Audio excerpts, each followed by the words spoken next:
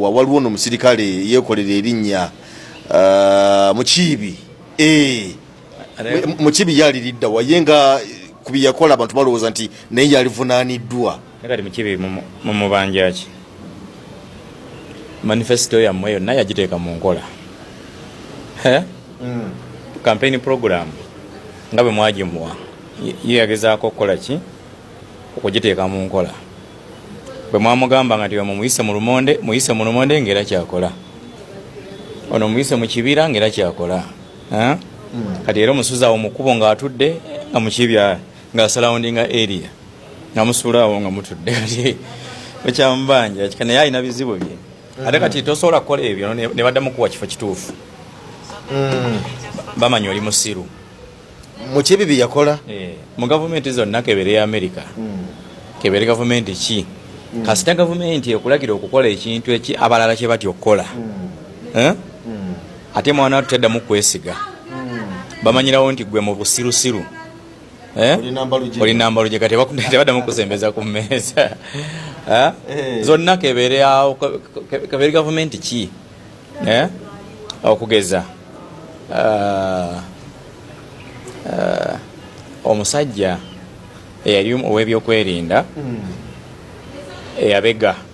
eyabega Saddam Hussein mu kibuga ky'e Bashira mu Iraq yali munnamagye wa Saddam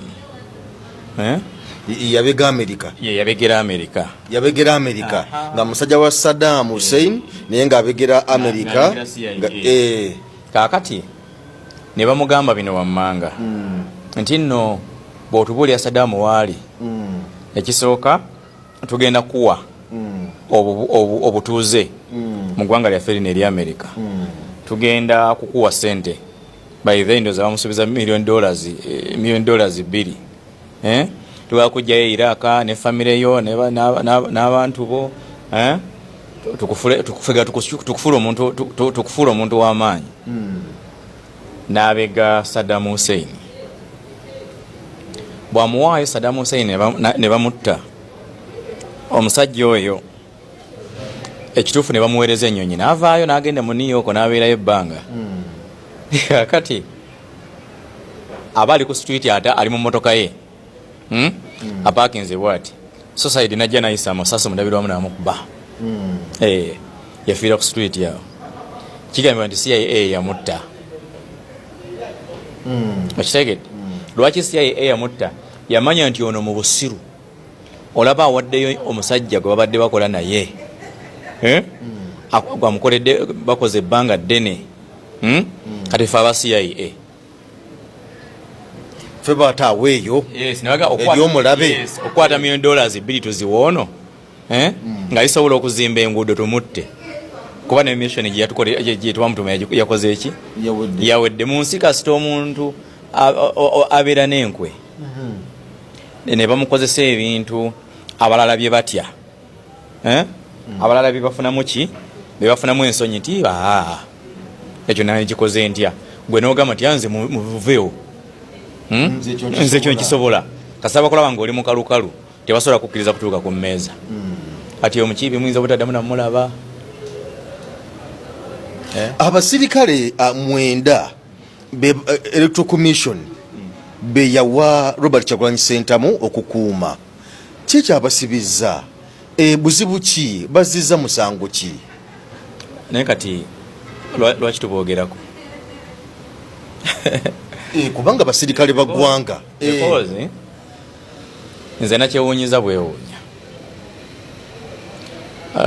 omukulu mu poliisi yagambye nti baba bavunyanya emisango gy'okugayalirira emirimu gyabwe bagigayalirira batya mu bannayuganda mukyalaba ebintu mugera kulaba wano ebintu era Museveni Katonda yamuwa omukisa ogwo gumu Allah yamuwa abantu abaafuga abasirusiru nga nange mwendi era Mungu n'akuwa abantu nga balinga bannayuganda because ennaku zino bannayuganda bangi ebizibu byabyo byonna ne bigenda mu maaso mu ggwanga babyerabira dda bali ku Iran yakubye Israel yalumbye Iran okitegedde bino ebyo bye balimu ebyo bakiwulidde naye ng'ensonga ezirifo mu ggwanga wano ez'amaanyi nno ng'ate za bulabe zitambula kati olwaleero Honorable Byabakama jjukira abaserikale abo bali bakakiiko ka byakulonda mu mateeka Electoral Commission yebakuwa kakati bwe banga Electoral Commission tennaba kubaako comment yonna gye commentinga ku bakozi baayo mu kiseera ekyo kubanga babavunaana mirimu gy Electoral Commission kuba ebiseera ebyo tebaali ku mirimu gya poliisi tebaali ku mirimu gya magye bali ku mirimu gya kakiiko kaki k'ebyokulonda nga procedure zonna ze bakozesa za kakiiko